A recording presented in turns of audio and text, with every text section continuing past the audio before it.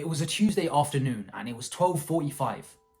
I was in French class and just nothing in the information being taught was going in my head. I looked at the clock, 15 minutes till lunchtime. I was visualizing myself eating the scrumptious food they serve in the cafeteria. Suddenly, my teacher picked on me. He said, conjugate this verb. Now, I didn't know what conjugate means, and I wasn't really paying attention in class. See, the thing is, I really tried to pay attention in class. I genuinely tried to. I would try and focus on the information at hand or the information the teacher was trying to portray or give to me, but just nothing seemed to go in my brain.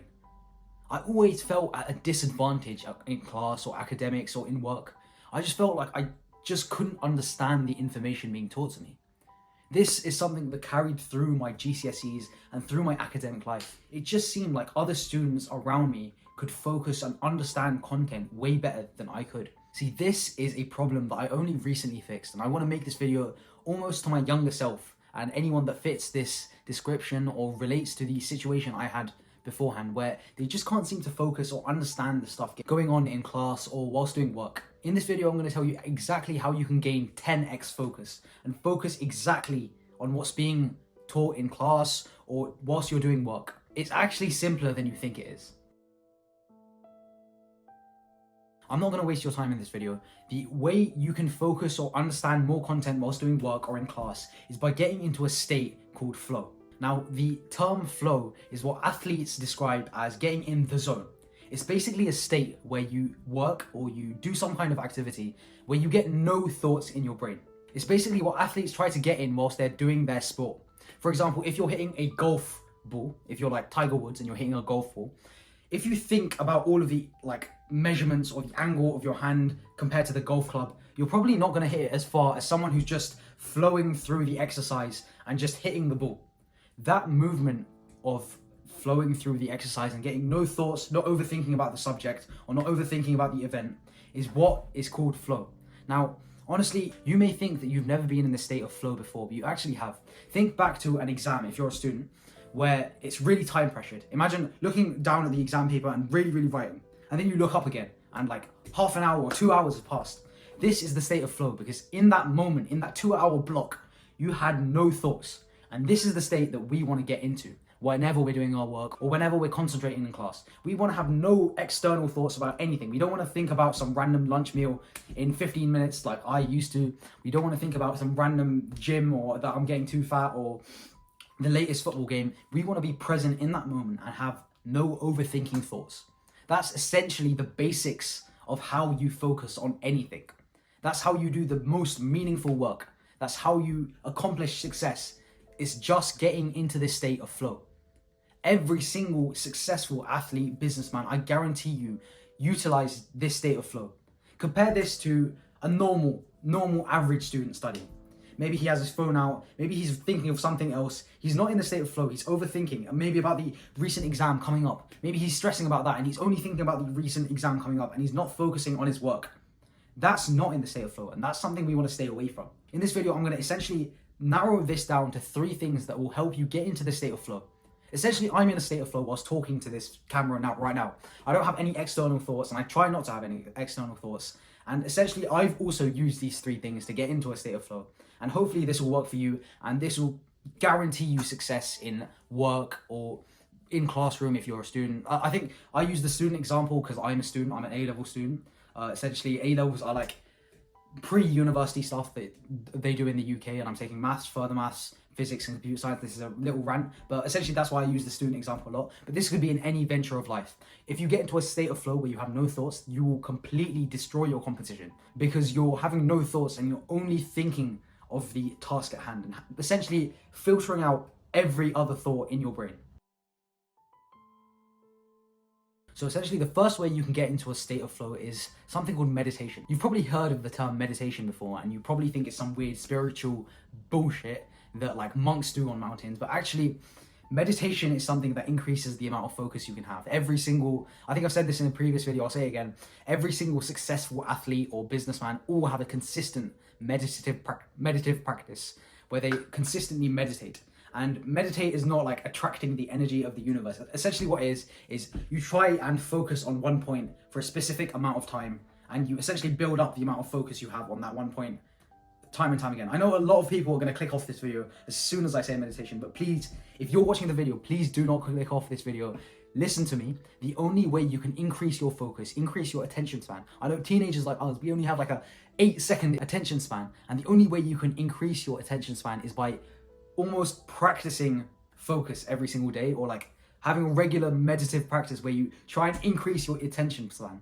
I guarantee you success will be built on the amount you can focus, and focus is built up by meditation or some sort of meditation. Meditation is essentially going to the gym for your brain, because you're training your focus on one particular point. Think about it. If you're going to the gym to build up your muscles, there's something you can do that's like the same for your brain as well, and this is meditation.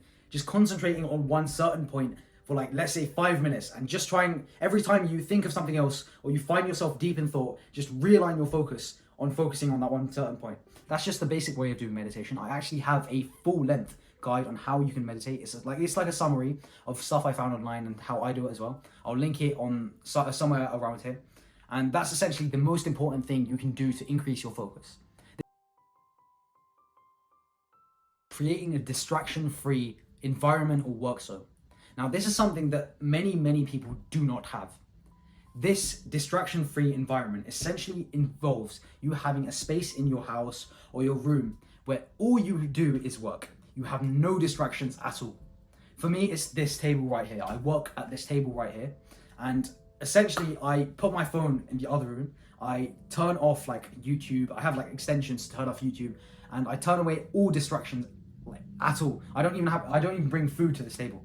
And essentially what that does is it aids this flow state that you want to get in. It's just generally really hard to focus and get into this state of flow when you have loads of distractions around you. Think of it, if you're trying to focus on your maths homework, for example, and you keep on getting notifications, the easier option to your brain at least is just to check the notifications at your phone than trying and attempting the hard maths questions. So your brain will choose your phone over your maths questions. That's why it's completely vital and imperative for you to create this distraction-free zone. And how do we create a distraction-free zone where you're only focused on work? Well, essentially, it only involves a checklist or a to-do list. And every time you are about to do work, you create this to-do list. For example, if I'm going to study, let's say A-level maths, because I'm an A-level student, I said this before, I would say, okay, the first thing on my checklist to create this distraction-free zone is to put my phone away in another room. So I'd go put my phone away in another room. Then get a glass of water, then clear up my desk, and then and only then is when I start work. Because I know that this may take 5 minutes to do. Yeah, you're effectively losing 5 minutes. You would rather just be working for those 5 minutes.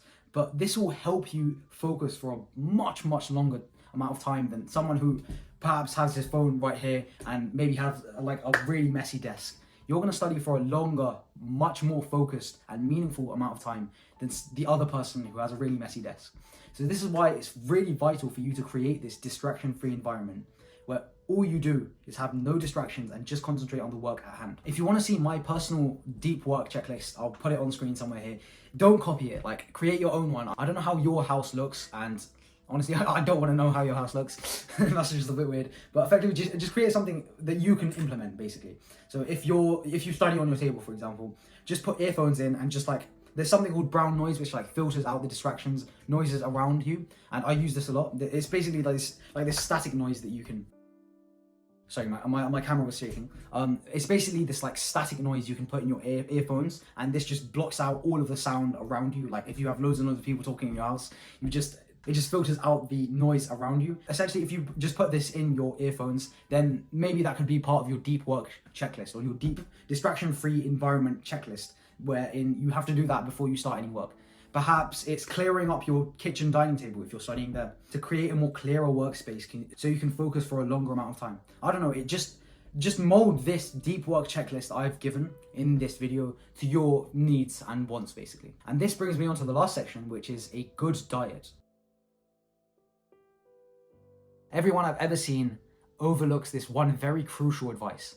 A good diet is absolutely important and imperative for your productivity and focus on your work. A good diet is super important. If you have like chocolate or junk food before you work, I promise you, you will be achieving half of your potential. If, for example, you study for 90 minutes and before that work, you have like a really heavy pasta, like let's say you have like pasta or a carb rich or a junk food rich meal beforehand, you're only achieving half of that. You just become really lethargic, and you just become really, really bad, and you just have lots and lots of brain fog basically, and you lack mental clarity. Effectively, this advice I've never seen before. I've only seen in like Andrew Huberman, who's like a renowned neuroscientist at the University of Harvard, and like other really, really like good businessmen and good productivity experts know this advice and say it's really important, really, really important.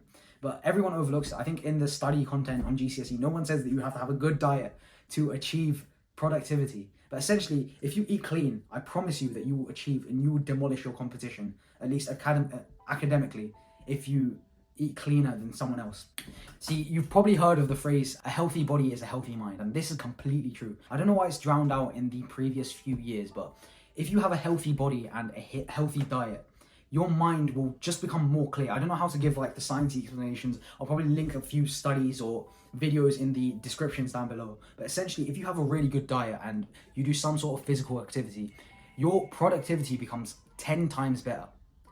And effectively, the best diet you can have for productivity wise is a lower carb content, because essentially how this works is your intestine digests more food, and it takes more time and it takes more energy to digest carbs compared to, let's say, fats. And this decreases like your brain power. I don't know. It's a very it's a scientific thing. It's a biological thing, and I will link in the description how like all of the processes work. I don't study I don't study biology, but effectively my research shows me that having a good diet will completely boost, like maximize your productivity. In my GCSEs, I had a really, really bad diet. I would eat like all sorts of junk food, and this is something you shouldn't do. I felt like very lethargic in all of my exams, and I personally found that if I fast or if I do some sort of work slightly hungry, I'm the most creative, I'm the most mentally clear, compared to if I eat like a very high junk food or like very high carb meal before it. So take what you want, do your own research, but I personally think that you should have a very good diet to achieve like good results, good work results at least. If you really do the research, I know this is going to sound mean and offend some people. The people who are like obese or overweight, they don't have good productivity. You only see a very rare or special cases of people who are very, very fat that have very good productivity. And this is due to the phrase, a healthy body is a healthy mind, because it is absolutely true. That is the end of this video. I know that this video is not some 10 minute long guide. It's hopefully bite-sized in nature, and hopefully now you know that to achieve this state of flow, which will guarantee you more success and more focus in class or in work, you need to meditate. That's the first thing. Meditate. Create a distraction-free zone. I know in a classroom environment this can be very hard to do, and for this all you need to do is just concentrate on what the teacher's saying. Literally, if you find your mind wandering or like other people are talking or it's very distracting, literally like try squint your eyes. I think Huberman says that if you reduce your peripheral vision, this will help you focus more. So like squint your eyes and try and concentrate on like the word the teacher's saying, or the letter on the board. And this will help you focus more effectively in class. And this will help you understand more information, and hopefully you won't feel like I did and have a disadvantaged view on the world and like in my class, but I thought that I just couldn't understand the content that was being taught in school. The third major thing is having a good diet. This means eating like low junk food, like eat no junk food basically, and try clean up your diet, because a diet is very, very important in productivity stances, and having a healthy body always equates to a healthy mind. That's why you see like the top 100 or 1,000 billionaires aren't fat, because a healthy body is a healthy mind. So hopefully you've enjoyed this video, and hopefully you've learned something from this video. I want to upload more consistently basically, so drop a sub down below. If you like this video, drop a like, and I'll see you in the next one.